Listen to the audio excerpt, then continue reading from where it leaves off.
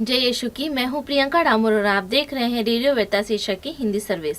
कलीसिया समाचार में आप सभी का स्वागत है। कलीसिया समाचारों में प्रमुख है, चीन ने सेंट जोसेफ को समर्पित 3 चर्चों का उद्घाटन किया। हैदराबाद आर्चडायसिस ने जयंती वर्ष 2025 मनाया। उड़ीसा में चर्च पर हमले से आक्रोश, जांच जारी। चर्च में तोड़फोड़, संबलपुर बिशप ने प्रार्थना और न्याय की अपील की। मेघालय उच्च न्यायालय ने 5 सेलेशन पुरोहित के खिलाफ अवमानना के आरोप हटाए। संघर्षग्रस्त मणिपुर में ताजा हिंसा में एक व्यक्ति की मौत। जीवन ज्योति ने हाशिए पर पड़े लोगों को सशक्त बनाने के 25 साल पूरे किए। अब जानते समाचार विस्तार से। चीन ने सेंट जोसेफ को समर्पित 3 चर्चों का उद्घाटन किया। मार्च में चीन में 3 कैथोलिक चर्चों का उद्घाटन देश के मिशनों के संरक्षक संत सेंट जोसेफ को समर्पित किया गया। शंघाई के धर्म प्रांत में बिशप जोसेफ शेनबिन ने सेंट जोसेफ के नाम पर 2 चर्चों के पुनर्निर्माण की अध्यक्षता की। उन्होंने 16 मार्च को सेंगजियान जिले के तियानाम चर्च और बाओशुआन जिले में बेतवान चर्च को फिर से खोलने का नेतृत्व किया। 1850 में निर्मित तियानाम चर्च के पुनर्निर्माण में 2000 से ज्यादा लोग शामिल हुए। बिशप शेन ने अपने संदेश में कहा, ईश्वर की कृपा का यह मंदिर सभी के लिए आस्था का स्वागत करने वाला घर बने, ताकि हम पवित्र आत्मा के मार्गदर्शन में पवित्र आत्मा की ओर एक साथ चल सके। इस कार्यक्रम के दौरान बिशप ने 200 से ज्यादा वयस्कों को पुष्टिकरण संस्कार भी प्रदान किया। हैदराबाद आर्चडायसिस ने जयंती वर्ष 2025 मनाया। हैदराबाद आर्चडायसिस ने जयंती वर्ष 2025 के साथ मिलकर 18 मार्च को Saint Joseph cathedral gun foundry में एक भव्य यूक्रिस्ट समारोह और एक भव्य जुलूस के माध्यम से अपनी 2 शताब्दी वर्षगांठ मनाई। जयंती जुलूस रोजरी कॉन्वेंट प्रवेश द्वार से शुरू हुआ, जिसमें सैकड़ों श्रद्धालु बैनर लेकर और प्रार्थना पूर्वक माला जपते हुए शामिल हुए।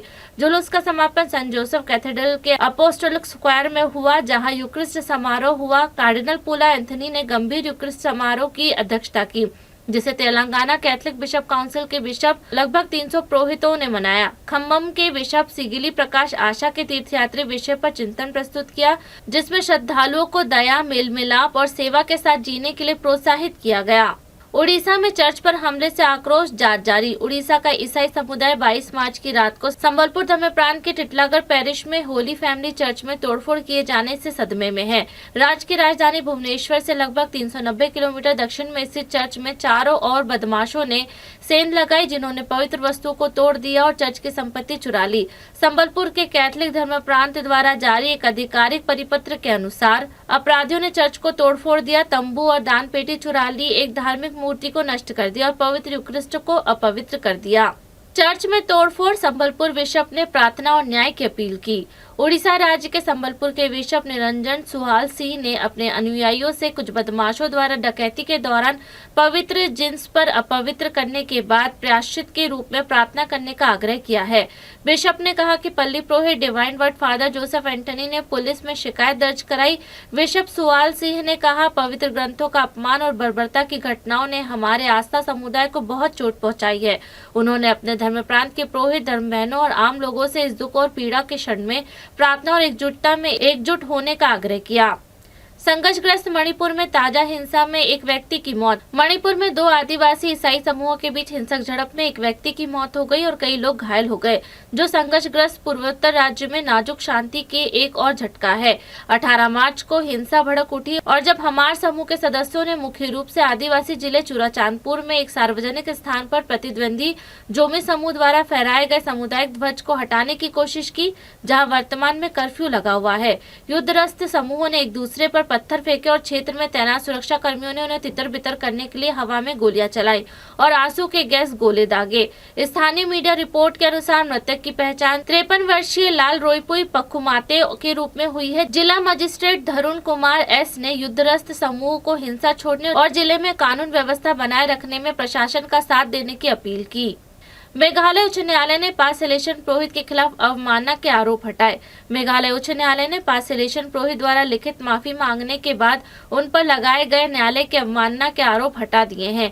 मेघालय राज्य के पुरोहित पर आरोप लगे थे क्योंकि कथित तौर पर न्यायालय की अनुमति के बिना अपने सिलेशन मंडली के स्वामित्व वाले एक स्कूल भवन को ध्वस्त कर दिया था। हालांकि माफी मांगने के बाद राज्य उच्च न्यायालय ने 19 मार्च को आरोप हटा दिए हैं और कहा है कि पुरोहित के मन में इस न्यायालय के लिए सबसे बड़ा सम्मान है।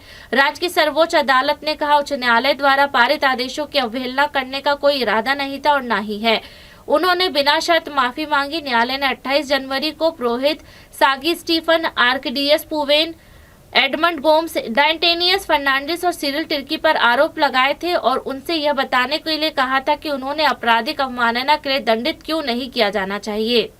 जीवन ज्योति ने हाशिए पर पड़े लोगों को सशक्त बनाने के 25 साल पूरे किए। जीवन ज्योति सामुदायिक केंद्र खैराबाद सीतापुर जिला लखनऊ के सामाजिक कार्य विभाग ने 22 मार्च को हाशिए पर पड़े लोगों के लिए अपनी 25 साल की समर्पित सेवा का जश्न मनाया।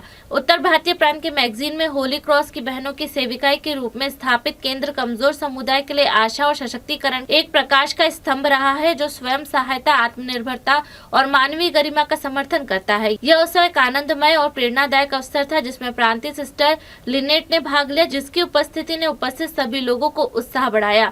जीवन ज्योति समुदाय केंद्र की निदेशिका सिस्टर थेरेसा मैरी ने वार्षिक रिपोर्ट प्रस्तुत की, जिसमें केंद्र की प्रभावशाली यात्रा पर प्रकाश डाला गया। इसी के साथ कलीसिया समाचार समाप्त हुए। अगली बार फिर मुलाकात होगी नई खबरों के साथ। नमस्कार।